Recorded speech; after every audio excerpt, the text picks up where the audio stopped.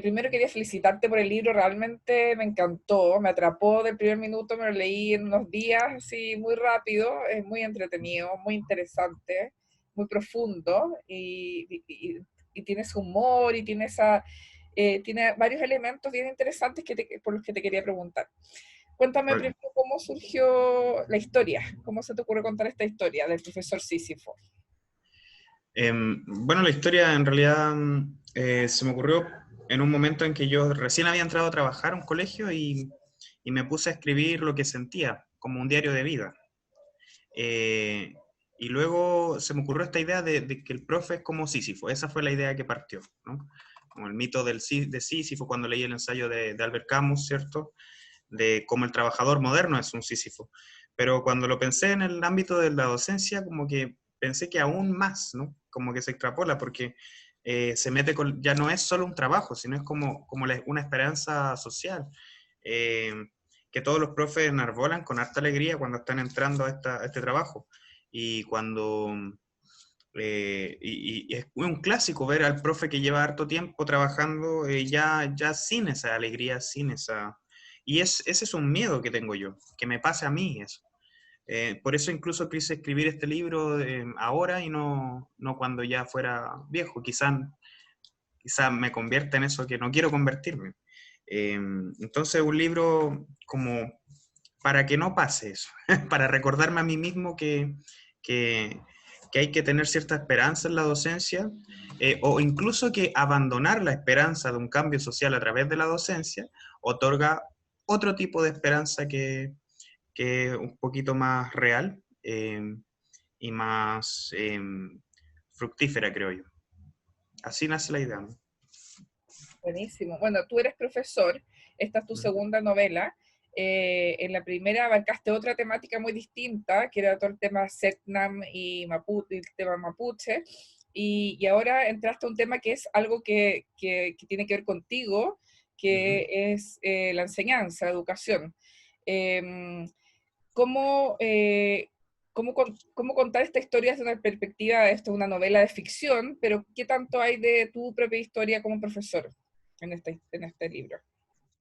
Creo que igual responde a las leyes clásicas de la autoficción, en el sentido de que utilizo hartas cosas de mi biografía, pero no necesariamente, exagero harto algunas cosas, digo algunas cosas que son derechamente mentiras, otras no sé, las exagero, y hay harto que no mencioné también. Entonces, ahí está el carácter de autoficción, ¿no? Que me baso como si fueran una herramienta, mi pasado, mis memorias, mis experiencias, poquísimas, porque igual llevo, no sé, menos de 5 años haciendo clases, pero es justamente este tiempo que es bastante definitorio, ¿no? Para la vocación. Entonces, sí, y aparte me pasó que con Ecos no escribí mucho sobre mí, o sea, no hay nada, es una historia y quise armar un edificio, ¿no? Como una casa de cartas, qué sé yo, quise hacer una estructura. Y aquí no, aquí fue algo que fue saliendo. De hecho, fue muy fácil escribir Profe Sísifo. Fue algo que disfruté mucho. No fue como así como que me craneara mucho haciéndola. No, salía, eran ideas, pensamientos. Tenía que conectarlo a veces, pero no era ejercicio narrativo, no hubo mucho.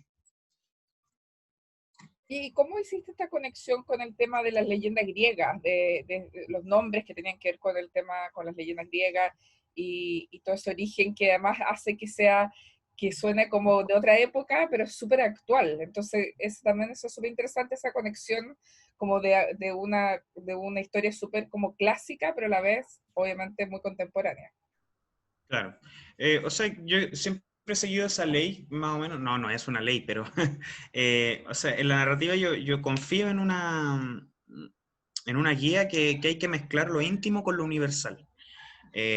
Y en este caso, como la cosmogonía helénica es occidental, ¿no? Es como la cuna del conocimiento occidental. Y además es como un tópico también de la enseñanza. Uno siempre que quiere enseñar algo recurre a lo griego. Entonces, como otra forma de chiste, de satirización, es que yo abuse de lo griego, porque igual abuso de lo griego y de repente no es como una novela así como que podamos hacer una tesis de las cosas griegas, no, es puro leseo, son chistes nomás, como lo utilizo eso. De hecho, yo puse nombres griegos para no poner nombres reales, ¿ya? Porque en realidad no quería salvaguardar las distancias con las personas que de verdad existían, porque hay colegas ahí, está mi pareja también, eh, hay alumnos, hay mucha gente que de verdad existe, entonces para que no se sintiera aludida, hice eso. Entonces un fin práctico. Pero también una profundidad igual. Eh, no tan profundo ni tampoco tan al lote, ¿no? Es como que siempre está así, siempre está al medio. Sí. Y hay otro tema bien interesante que abordas en el libro, que es el tema como de la precarización del sistema, no solo educacional, del que quiero preguntarte después, sino también del sistema como laboral, de este proceso de entrevistas de trabajo tan mal hecho, tan así como con entrevistas que me suenan muy conocidas por muchas historias por las que pasé yo también, eh, y que en el fondo tiene que ver con eso, como un sistema muy precario, como de la responsabilidad con la otra persona, con ese proceso, como la parte como indigna de salir a buscar pega, como súper abordada de una manera súper como con humor, pero súper terrible en el fondo. ¿Cómo quisiste plantear eso? Si eso también te pasó a ti personalmente, que esa tortura de salir a buscar pega y la humillación también, que significa muchas veces es el rechazo. ¿Cómo quisiste enfrentar ese tema en la obra y con ese sentido del humor además muy particular? O sea, claro. Más que no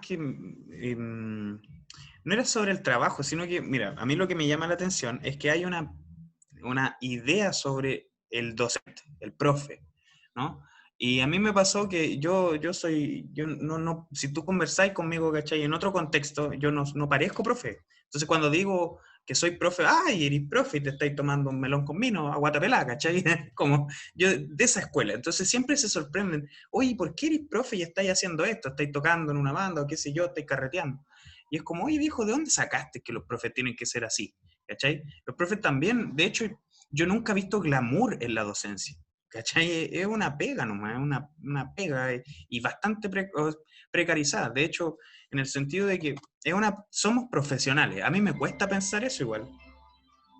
Ah, me cuesta pensar que somos profesionales. Yo me siento más como un técnico, en realidad. Primero porque no pareciera ser el sueldo de un profesional, digámoslo. Para mí un profesional gana arriba de 1 millón y un profesor con suerte gana arriba de 1 millón, que tampoco es un sueldo tan amplio para un profesional, ¿cachai? Eh, entonces, desde esa perspectiva, yo quise como mostrar, ¿cierto? Eh, que los profes también caen en esos sinsabores o en esas faltas de respeto de la élite, ¿cierto? Frente a sus trabajadores, ¿cachai? O sea, me refiero a que un profesor, lo más fuerte de buscar trabajo o de tratar de mantenerte en un trabajo, es que uno muchas veces tiene que ir en contra de lo que piensa sobre la realidad y sus ideas políticas y sus convicciones. Y eso nos pasa fundamentalmente a la gente que pregona cierta izquierda. No me refiero a una izquierda partidista, pero sí desde una perspectiva así como crítica, ¿cierto? De crítica a la sociedad, ¿cierto? De querer levantar, de querer cambiar el mundo, ¿cierto? Y cubrirlo todo de flores.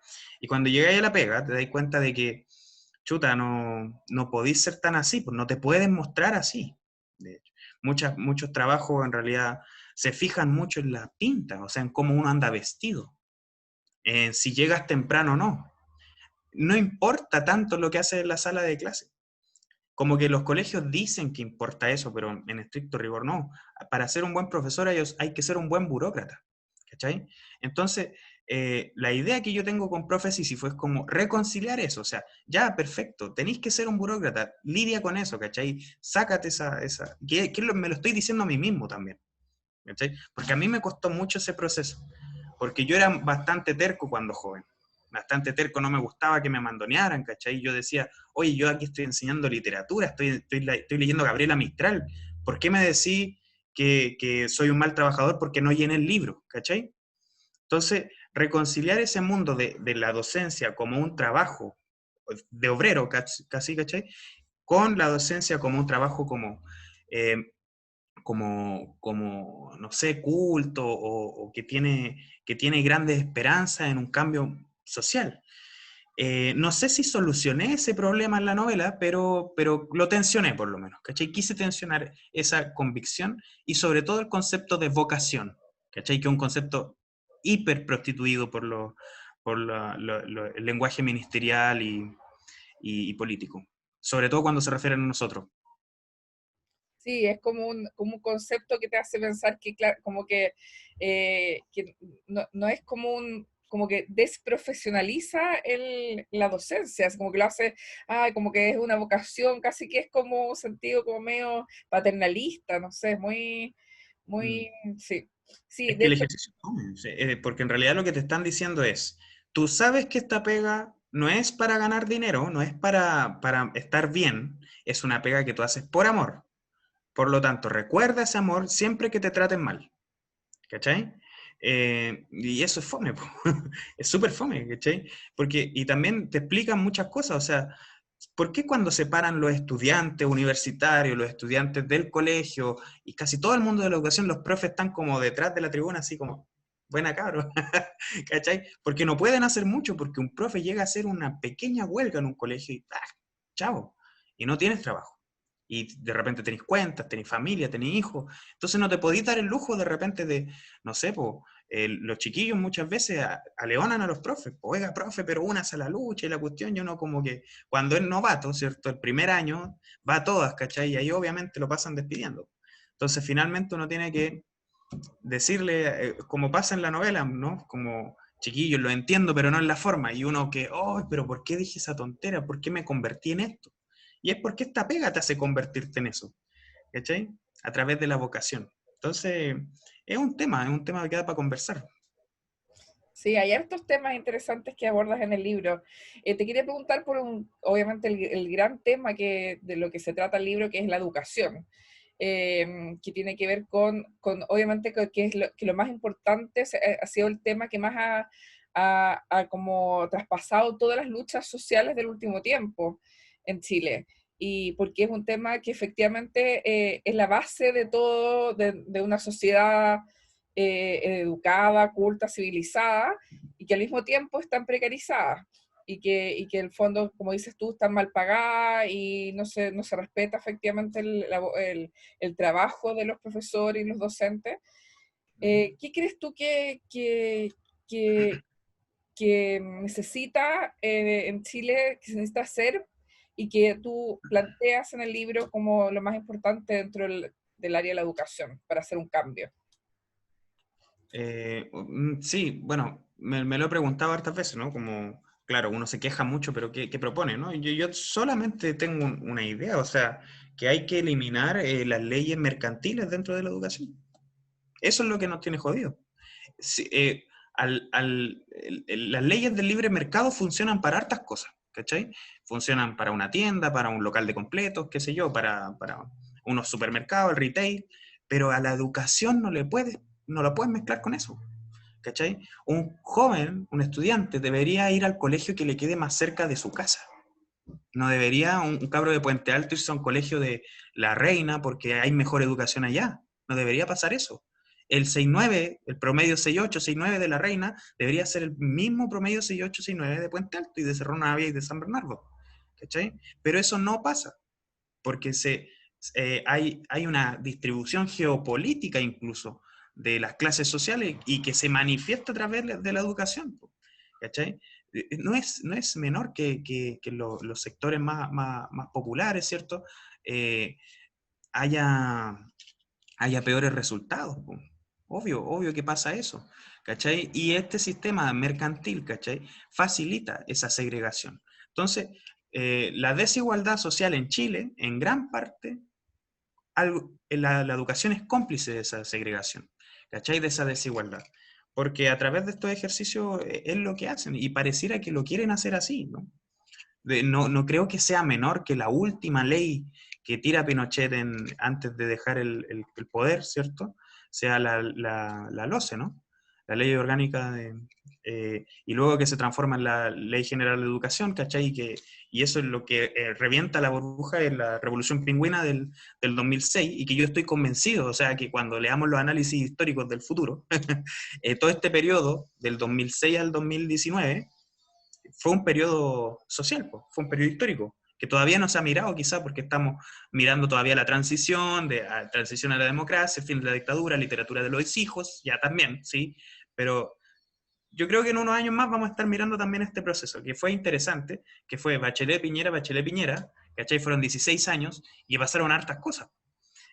Lo dije en otra entrevista también, o sea, ese pequeño hecho de que los profes que estuvieron en la revuelta, o sea, los alumnos, los pingüinos del 2006, hoy son los profes de los cabros que saltaron los torniquetes, ¿cachai? Entonces, hay algo, un recambio generacional interesante en el contexto de la revuelta social del descontento popular también. Que a mí me interesó atacar desde la literatura justamente porque creo que yo viví ese proceso. Yo el 2011 para mí fue muy fuerte vivir las manifestaciones, las tomas. Yo anduve en hartas tomas en ese momento, como que quise organizarme, ¿cierto? Y luego siendo profe lo vi desde otra perspectiva. Un proceso, y eso lo manifesté abiertamente en un capítulo del libro.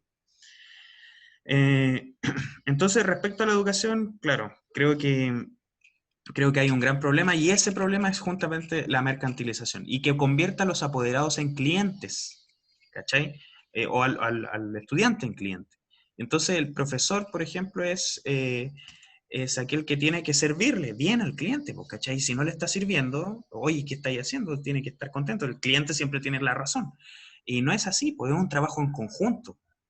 ¿Cachai? ¿Por qué se da que el apoderado y el profesor son enemigos cuando en realidad deberíamos ser todos compadres? Estamos todos haciendo lo mismo.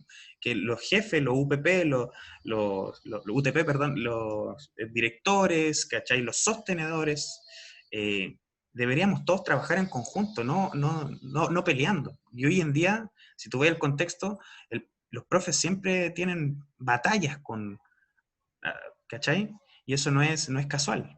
No es casual, es por esto. Sí, es verdad. Oye, una pregunta. El tema de que hayas incorporado el tema del estallido en el libro, ¿este libro lo comenzaste a escribir después del estallido o lo habías comenzado antes y agregaste ese elemento? ¿Cómo fue ese Eh, proceso y por qué lo quisiste agregar además? sí, no, yo lo había terminado incluso antes del estallido, pero me fue imposible no tocar el tema. O sea, fue como lo último que puse, fue como, ya, y creé ese capítulo, porque en realidad era necesario. Creo que le dio un buen cierre.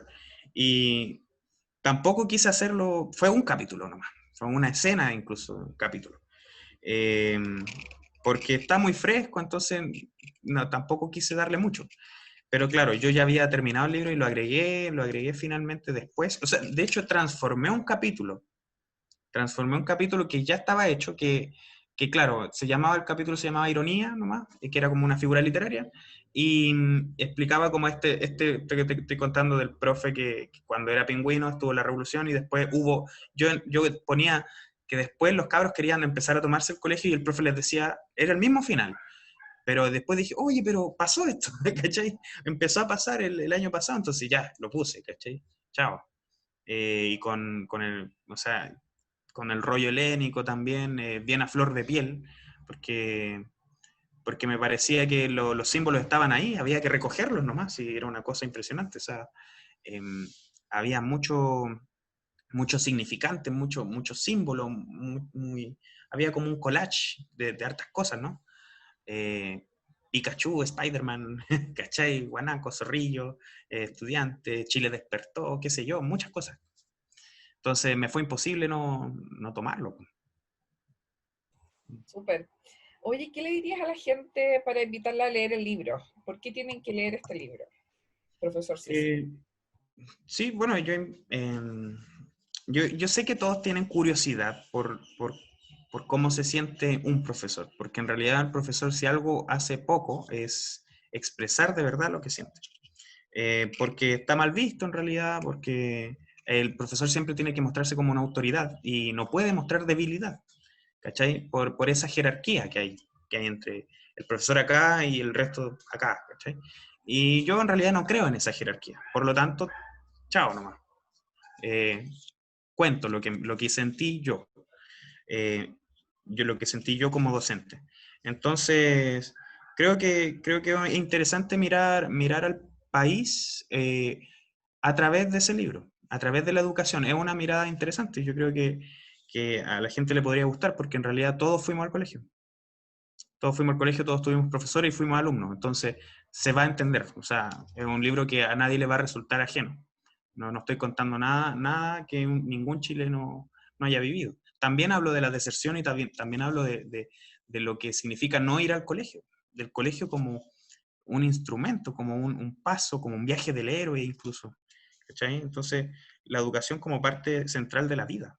Eh, y eso quise hacer con Profe Sísifo, y a la gente que le interese eso, bueno, léalo.